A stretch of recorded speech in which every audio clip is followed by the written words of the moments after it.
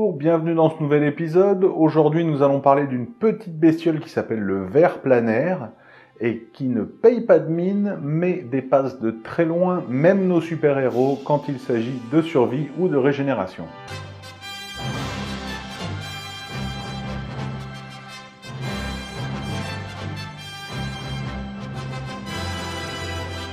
C'est un petit ver aquatique à l'apparence plutôt banale, mais qui à l'intérieur possède quelques particularités. Notamment, il intéresse les scientifiques parce qu'il a un cerveau centralisé comme nous et qu'il a des transmissions synaptiques et des neurotransmetteurs qui sont totalement comparables à ce qu'on trouve chez les mammifères. La première raison qui fait que nos scientifiques sont fascinés par ces petites bestioles, c'est leur capacité de régénération.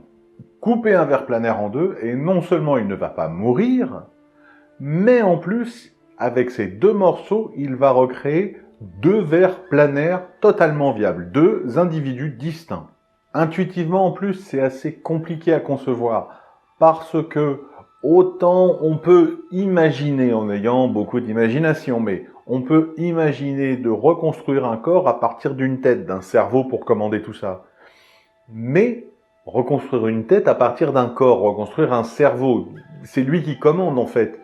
Donc c'est d'autant plus incroyable de pouvoir régénérer la partie qui commande tout le reste. Si nous arrivions à percer leur secret, pensez à tout ce que ça pourrait faire pour les gens qui ont été mutilés ou pour les gens qui naissent avec un organe défectueux par exemple.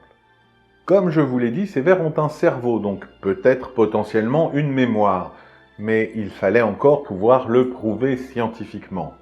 Donc un groupe de chercheurs s'est lancé dans l'apprentissage, dans l'instruction de ces vers planaires. Je vous décris l'expérience. Dans la même population de vers planaires, on sépare deux groupes. Un groupe vit dans une boîte classique, ronde, où la nourriture est distribuée comme d'habitude. Un autre groupe va vivre dans une boîte octogonale et dans laquelle la nourriture n'est mise qu'au centre. Il faut savoir qu'instinctivement, les vers planaires vont se coller aux parois et rechercher l'ombre. Et là, on met la nourriture au centre de la boîte et en plus, on l'éclaire fortement. Donc, ce sont des conditions qui sont totalement mauvaises, enfin, pas mauvaises, mais qui sont contre nature pour le ver planaire, qui d'instinct ne va pas aller vers la nourriture. Donc on voulait voir si on pouvait l'entraîner à y aller. Après 10 jours de cette expérience, lorsqu'on réunissait les deux populations de vers dans la boîte octogonale, les vers qui avaient été entraînés avaient de bien meilleurs taux de réussite que les autres, ce qui prouvait que les vers étaient capables d'apprendre dans une certaine mesure.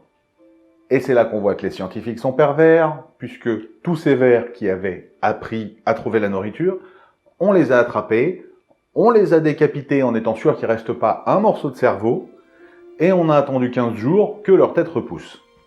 La question était bien sûr, est-ce que maintenant qu'on leur a enlevé leur cerveau, leur mémoire a disparu avec? Donc, on a repris les vers non entraînés et les vers qui ont été fraîchement décapités, on les a tous remis dans la boîte, et la déception des scientifiques, puisque les fraîchement décapités avaient un taux de réussite vraiment à peine supérieur aux vers qui n'avaient pas été entraînés, donc rien de vraiment probant. Mais dès le deuxième jour, le taux de réussite des décapités est quasiment remonté au niveau d'avant la décapitation. C'est-à-dire qu'il ne leur a fallu qu'une journée pour se rappeler de leur apprentissage et le remettre en pratique. Et ça pose des questions hyper intéressantes. Ça veut dire que la mémoire peut être stockée ailleurs que dans les cellules du cerveau. Ce qui pourrait aussi vouloir dire que du coup, les capacités de stockage du cerveau peuvent peut-être à terme être amplifiées.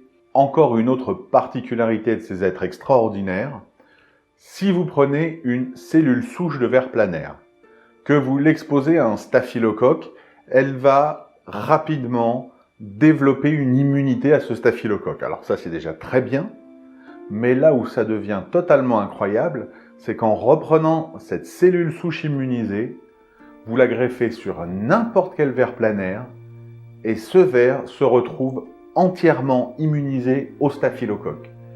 Là, ça rend absolument ridicule tous les vaccins. C'est une solution quasi instantanée pour vous protéger totalement jusqu'à la dernière cellule contre une maladie.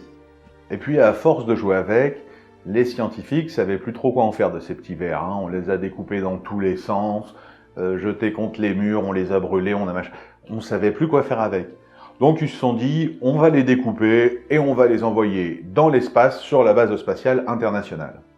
Et cette petite balade dans l'espace s'est avérée très étonnante, parce que lorsqu'ils ont ouvert les boîtes où étaient scellés les vers, puisque les vers n'étaient pas en contact avec leur environnement, lorsqu'ils ont récupéré ces vers qui s'étaient donc reformés, une partie d'entre eux s'était reformée avec 2 têtes, une tête de chaque côté. Et en plus, cette mutation est durable, puisqu'en coupant ces vers à 2 têtes en 2, 50% des vers qui seront produits de la régénération seront aussi des vers à 2 têtes. Donc c'est une vraie mutation génétique. Cette bestiole est vraiment fascinante. Elle a des pouvoirs incroyables qui dépassent ceux de certains héros Marvel ou DC et qui en plus sont totalement vrais.